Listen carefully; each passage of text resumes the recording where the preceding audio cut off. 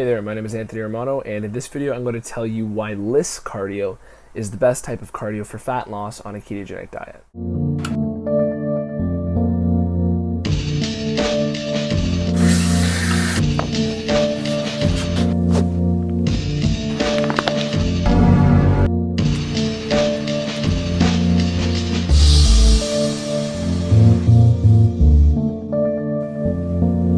So this is going to be very quick, but I've explained in plenty of other videos that when you're on a ketogenic metabolism, your body is running off of fat.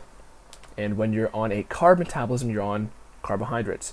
So the difference in these two types of fuels are that fat is a much slower and moderate burning energy source. With carbs, they burn very quickly. And this is the purpose of having energy that burns at two different speeds in nature, is that carbs were meant to be burned in very intense scenarios. Fat could handle almost all the rest of your activities. And with LISS cardio, if you're already in a state of ketosis, what you want to do is you want to do low intensity steady state cardio. For example, walking on an incline treadmill, 3 speed, 15 incline. That's what I do for 20 to 45 minutes, even 10 some days.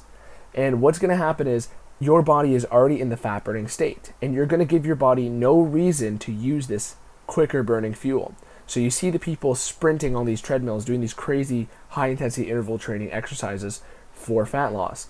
And these exercises are great, and people like playing sports, all these other things. But if you are prioritizing fat loss, you should be doing the type of activity that makes your body burn more fat.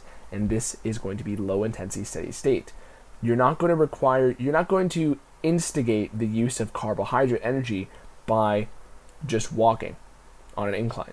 You're just going to be doing slightly more intense activity with the incline at a moderate heart rate, to the point where your body is saying, oh, okay, we're just moving around here. Let's keep burning the fat, okay? With carbohydrates and doing 1 rep maxes in your training, or if you're doing weight training, you don't need to worry about your body fully using carbs for that. It is going to use carbs more so for the 1 rep maxes. It is going to use carbs more so for the sprints, okay? But most of your gym training, if you're not shooting for your 1 rep overload max every single time, is going to be fueled by fat. And it's the same with your cardio training. And when it comes to a practical gist of what cardio you should do, it should be incline treadmill, Stairmaster.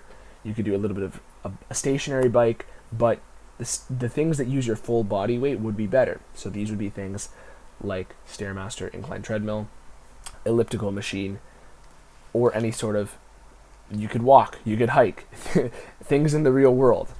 Another thing too is that jogging, okay? Think about things from an evolutionary perspective. If humans were walking around and scavenging, they would be burning fat.